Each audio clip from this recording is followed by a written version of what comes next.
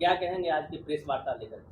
देखिए, आज का प्रेस वार्ता हमारे जन स्वराज पार्टी का प्रायोजित कार्यक्रम है, जिसका उद्देश्य है कि ये जो भाजपा और जदयू के जो भ्रष्टाचारी नेता लोग हैं, इसको जन जन तक, लोगों तक पहुंचावें कि आपने जिस विश्वास से इनको नेता बनाया, इनको आपने विधायक बनाया, यह आपके साथ क्या कर रहे हैं।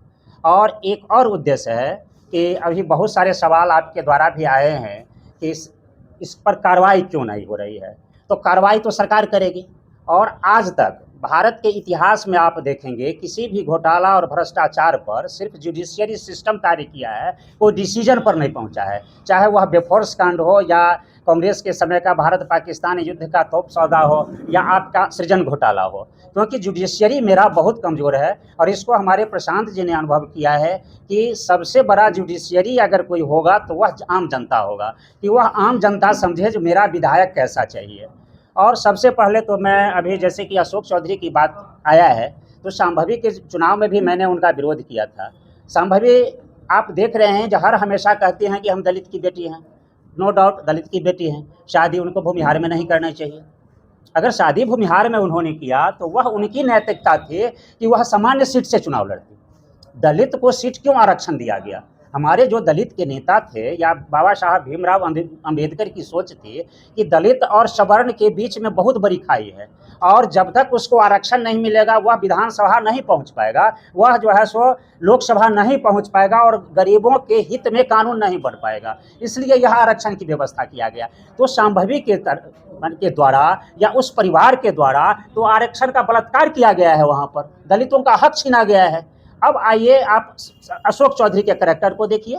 अशोक चौधरी बिना पढ़े लिखे, माने without PhD, without net qualify किए हुए ये पटना यूनिवर्सिटी में प्रोफेसर बन जाते हैं। तो एक दलित के सीट को खाए, प्लस अगर एक दलित का लड़का वहाँ प्रोफेसर बनता तो वह पढ़ाता, और ये राजनीति करेंगे। तो इन लोगों का जो चरित्र इतना गिरा हुआ है। अभी आप भाजपा की चरित्र, हम हमारे तो सारे एसएससी कैंडिडेट जो हमारे भाभी माने यहाँ के प्रत्याशी हैं, उन्होंने चारों का नाम लिया है। मैं कल नित्यानंद जी का, आप लोगों ने देखा होगा, जो नित्यानंद जी आए हैं हाजीपुर में, भाजपा के शीर्षस्थ नेता हैं, और वो कहते हैं हमारे प्रधानमंत्री की मां को गाली दिया है। अरे आप प्रेस, आप अपने भाजपा के नेताओं को कहिए ना भाई, जब आप इस पर सफाई दीजिए।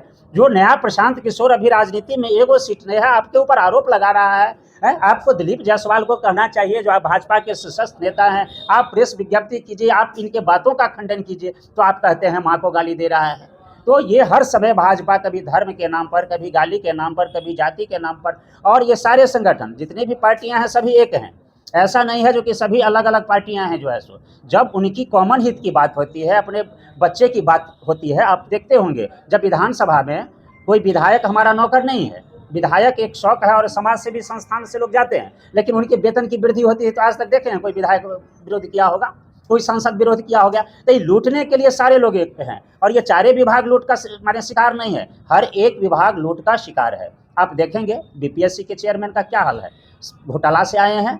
जो ये हरिजन लोगों का जो माने ये दलित महाघोटाला से थे, एमएस राजू और ये थे। अभी आपने देखा सृजन घोटाला के जो मेन अभियुक्त डीएम थे केपी नैयर, उनको क्या किए नीतीश जी? सासाराम से लोकसभा का चुनाव लड़वा दिए जो है सो संसद का। तो इस तरह से सारे भ्रष्टाचारी लोग एक हैं, और हम आम जनता को, हम माने जन स्वराज के माध्यम से यह संदेश देना चाह रहे हैं कि हमको जात में नहीं उलझना है, मोदी के माँ में नहीं उलझना है। मोदी की माँ हो, चाहे मेरी माँ हो, या आम जनता की माँ हो, सबका सम्मान बराबर है। आज जो हमारे 1 करोड़ लोग लगभग जो बिहार से बाहर रह रहे हैं, वो दिन रात अपनी माँ का गाली सुनते हैं। क्या क्या लोग नहीं सुनते हैं, सब आप अवगत हैं। तो इसमें नहीं उलझना है, इन भ्रष्टाचारियों को सबक सिखाना है इस नवंबर में। इसके लिए हम लोग कार्य कर रहे हैं। मेरा नाम श्याम कुमार गिरी हुआ, और हम यहाँ विधानसभा के प्रभारी हैं।